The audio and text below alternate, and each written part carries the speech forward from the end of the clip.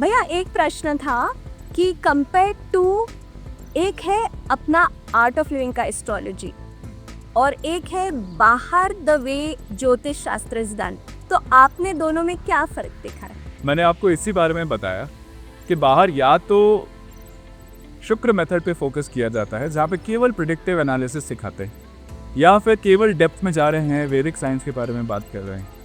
ये जो कॉम्बिनेशन है जहाँ पर हम डेप्थ भी सिखा रहे हैं और टेक्निक्स भी सिखा रहे हैं, प्रिडिक्टिव टेक्निक्स भी सिखा रहे हैं, ये बहुत कम लोग सिखा पाते हैं, या बहुत कम लोग ही आज की डेट में इस कोर्स को दे रहे हैं इस तरह के फॉर्मेट में। और डेफिनेटली एक बात तो मैंने हमेशा नोटिस की है, चाहे वो पिज़्ज़ा होमा हो या कुछ सीखना हो, जो भी कुछ हम गुरु कृपा के साथ में करते हैं उसका इम्पैक्ट कुछ अलग ही होता है। उसका हमारे जीवन में जो यूज़फुलनेस आती है वो बाकी जगह से नहीं आ पाती। ये तो 100 कोटि सही बात है भैया। तो नॉर्मल एस्ट्रोलॉजिकल बाहर का हम ऑल्सो ये देखते हैं कि वो काफ़ी डरा देते हैं और रेमेडीज ऐसे बोलते हैं कि बड़ी पूजा करो या ये पहनो या ये जेमस्टोन पहनो। तो टिपिकली आर्ट ऑफ लिविंग ज्योतिष में क्या रेमेडीज होती है? इसमें भी सारा श्रेय गुरुदेव को ही है, क्योंकि उन्होंने साथ में बैठा के हमको बताया है कि क्या रेमेडीज देनी है और क्या नहीं देनी। तो मेजॉरिटी रेमेडीज जो हमारी रहती है ना, वो कार्मिक होती है। अब अगर सूर्य देव की स्थिति बहुत अच्छी नहीं दिख रही है आपकी जन्मपत्री में, तो ज़रूरी नहीं है कि आप कहीं पर जाकर के सोना दान करके आओगे तभी कुछ अच्छा होगा। जो शायद दानवीर कर्ण को बताई गई थी, उनके चार्ट में भी सूर्यदेव की स्थिति अच्छी नहीं थी, तो उनके पिता थे। केवल इतना छोटा सा काम करना है। अगर आप हर रोज सुबह उठ करके अपने पिता के पैर छूते हैं, रात को सोने से पहले उनके पैर दबाते हैं, उनसे झगड़ा नहीं करते, उनकी बात मानते हैं, तो आपके सूर्य बेहतर होने लगते हैं। कार्मिक रेमेडीज पे ज्यादा फोकस है हमारा। शुक्र किसी को अच्छा करना है, आप सभी लेडीज की रेस्पेक्ट कीजिए, कभी किसी से गलत बात नहीं कीजिए, कभी किसी को नीचा दिखाने की कोशिश मत कीजिए, कभी किसी से एग्रेसिवली बात नहीं कीजिए। आप रेस्पेक्ट दीजिए, केयर दीजिए, प्रेम दीजिए। आप देखिए कैसे शुक्र अच्छा नहीं होता आपका, सब कुछ अच्छा होने लगता है। कार्मिक रेमेडीज हमारा प्राइम फोकस है। इस कार्मिक रेमेडीज को कभी कभी ऐसा भी होता है कि कुछ ग्रह की स्थिति इतनी खराब है कि आप चाह करके भी वो कर्म नहीं कर पा रहे।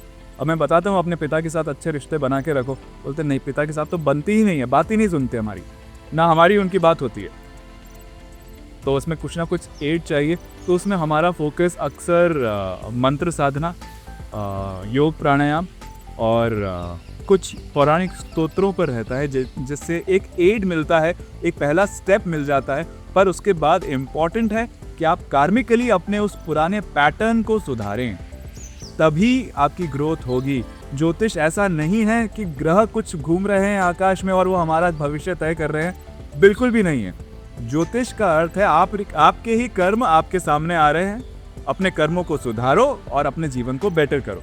पर वो कौन से कर्म है ये हम जानते नहीं हैं। तो ज्योतिष के माध्यम से हमको ये समझ में आता है कि कौन से कर्म है जो आज के वक्त हमको परेशान कर रहे हैं, हमको सता रहे हैं, हमारे ही पुराने कर्म। अब उसको हम कैसे सुधार सकते हैं?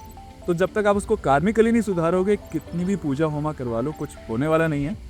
पूजा होमा ज़रूरी है, बहुत सारे और भी उपाय हैं, दान तप, अलग अलग तरह के उपाय बताए जाते हैं, लेकिन साथ साथ अपने कर्मों को भी बेहतर करना ज़रूरी है। तो ये समझ पाना कि कौन सा कर्म है जिसकी वजह से कोई ग्रह स्थिति ऐसी हुई है और उसको कैसे सुधारा जा सकता है, हमारा फोकस इस पे रहता है। शायद इसलिए ही भैया इतना जानना ज़रूरी है एट पर्सनल लेवल कि क्यों हमारे ग्रह में क्या चल रहा है, इसका नॉलेज एट पर्सनल लेवल क्यों करना ज़रूरी है, ताकि हम जो आने वाली परिस्थिति है उसको जान सके, समझ सके और उस पर काम कर सके, ताकि उसका इम्पैक्ट ऑटोमेटिकली कम हो। बिल्कुल। या थैंक यू सो मच भैया, आज आपका टाइम देने के लिए वी आर वेरी ग्रेटफुल।